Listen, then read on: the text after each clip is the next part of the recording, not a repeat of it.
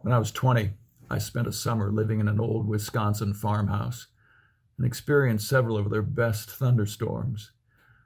The brilliant flashes of lightning late at night lighting up the dark bedroom, the explosive claps of thunder that made the whole house shudder, the rain pouring in rivers from the sky, the tornado watch messages on the radio, and wrapping myself in blankets in delicious terror. It was all embedded deeply in my memory by fear.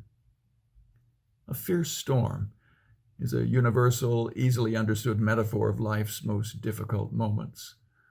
I'm just trying to weather the storm isn't about a literal storm cell, but about a time in life when I'm trying to survive. You hear about storms often in our music.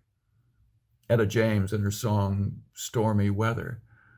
Life is bare, gloom and misery everywhere, stormy weather, and I just can't get my poor self together. And from the Doors, riders on the storm, into this house we're born, into this world we're thrown. Now maybe you're in something of a storm right now. Many of us are. And a song has its comforts, like a song sung blue, reaching us deep in our worries and fears. It can be a reassuring echo of my own voice sounding out through the storm. And then sometimes I listen for another voice, different from my own, his voice, with a sound of safety and reassurance that I just don't have within myself. His voice can come to me in many and various ways, as the writer in Hebrews puts it. We can call it simply the Word, the written pages, the sacred pages preserved for me for over 2,000 years. But still more powerfully, he has spoken to us by a Son, Hebrews says, who is the reflection of God's glory and the exact imprint of God's very being, Hebrews 1. The most compelling word that reaches me through the storm is him. I want to share with you the sound of his voice calling to you through this storm. And I want to share with you him. He comes to us through Mark's telling of a story that Peter very likely told him. And he comes to us sound asleep. Mark 4.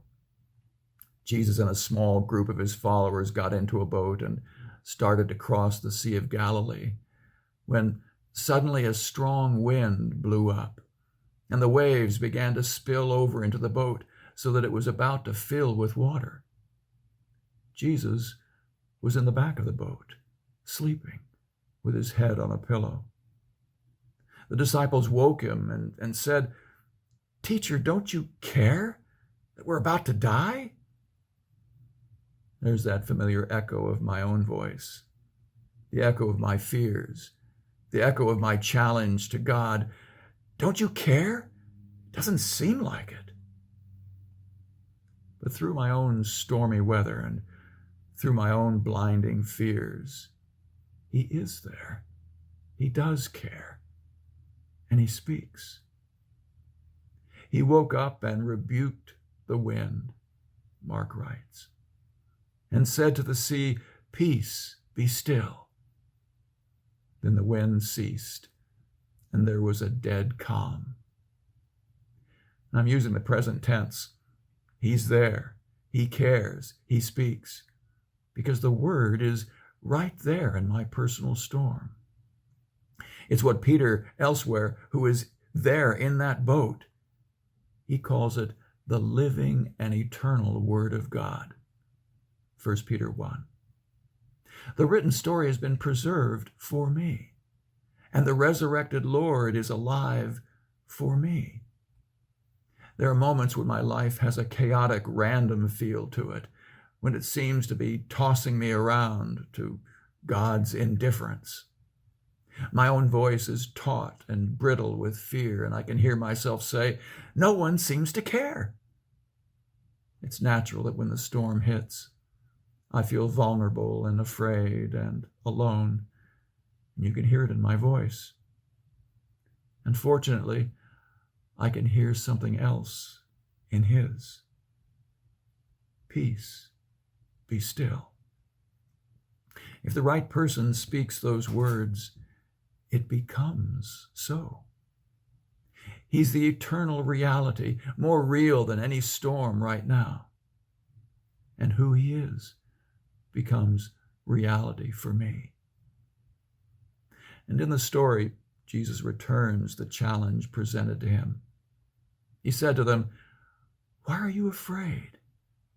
Have you still no faith?" And they were filled with great awe and said to one another, Who then is this, that even the wind and the sea obey him?" That's the truly transforming moment. When my fretful fears and anxieties and my railing at God because of his apparent detachment from my situation, it's all supplanted by speechless awe. Instead of a challenge to God, "Where are you?" there tumbles out involuntarily, "Who are you? Who are you?"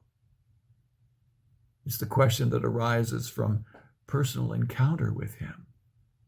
And what I hear in my own voice now is awe and wonder. The fear in the storm is replaced by awe in the calm. That's what appropriately echoes back from me, sheer awe at who he is. And my fear? Well, I fear that stormy weather seems to have cleared too.